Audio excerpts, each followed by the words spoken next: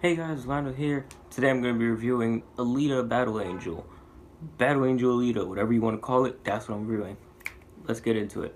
So, this movie takes place in the 26th century. This cyborg doctor, Dr. Ido, finds this cyborg head in in the scrapyard.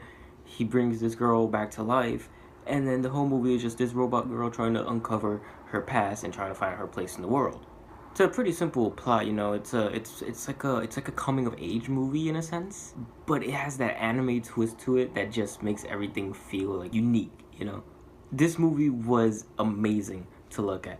It's directed by the director of Spy Kids, Robert Rodriguez, and one of the producers is James Cameron from Avatar and Titanic and Terminator. So you could see a lot of James Cameron's fingerprints on this movie, like the world building. Like, he knows how to build a world, and the way Scrap Iron City looks is just amazing. Like, I was sucked in immediately. Like, I always felt like I was part of this world, and I'm glad that it stood like that throughout the entire movie. I know when the trailer first released for this movie, the main complaint people had was the eyes, but I love the eyes so much. It's amazing that our main character of this movie, is CGI, like pretty much completely CGI, but they made it look so natural and real. Like, holy shit, like it was on the same level as Thanos was in Infinity War. Like, that's how good the CGI was for that character.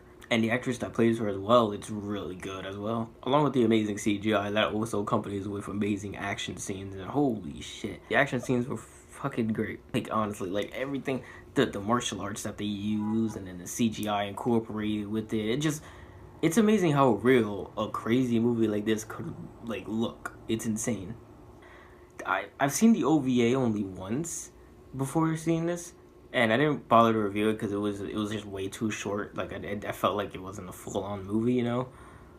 But holy shit, if this movie was rated R, I could see them encompassing everything from that OVA into this, because I feel like they wanted to go that extra mile, but they had to be pushed back to be PG-13. Like, I really felt like they could have been rated R if they wanted to. I would have been perfectly fine with that. Our main character, Alita, has this relationship with this kid, Yugo.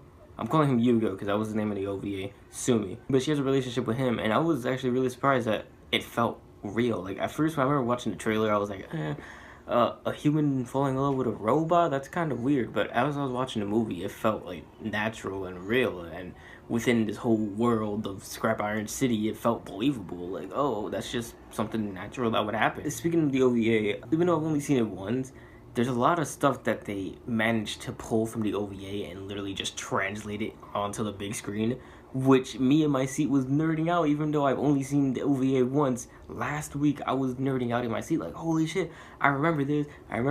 There was like little things that I thought they would have taken out, but then once I saw them revealed, I was like, oh, they're actually going through with it, and it's like really cool.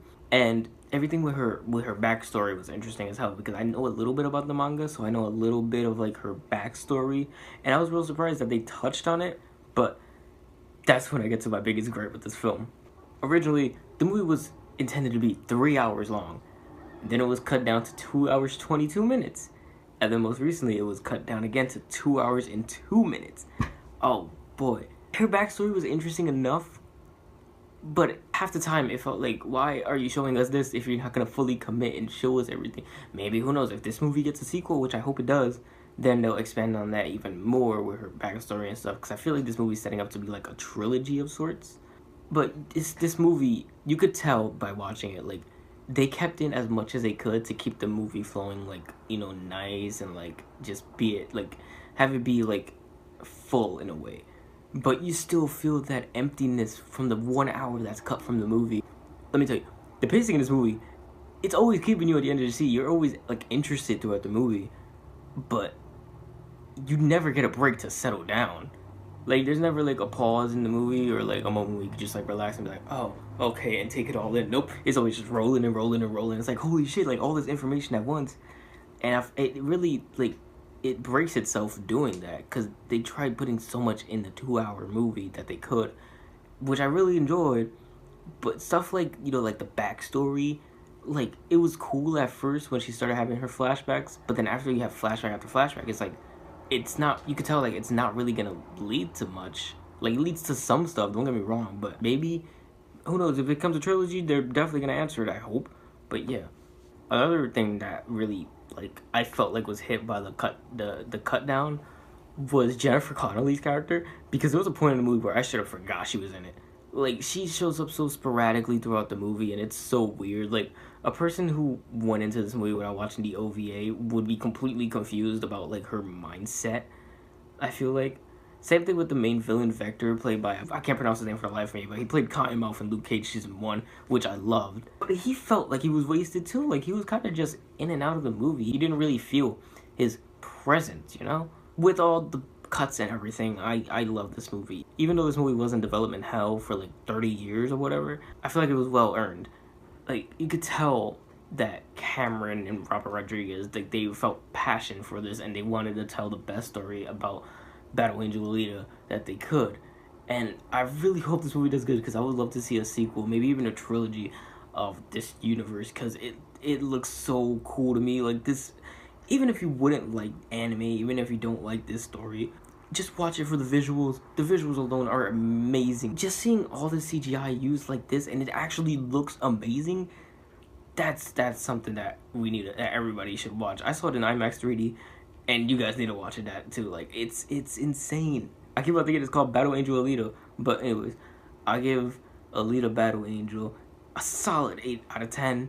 It would have been 9, but like, there's just a lot cut from it, like, and it feels empty in a sense, even though it still feels like a full movie.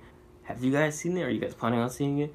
Let me know. I'm putting up end cards. Bam. So if you guys agree or disagree with my opinion, let me know in the comments below. If you enjoyed, make sure you hit that like and subscribe button, and I will see you guys in the next video. Peace. I'm with her.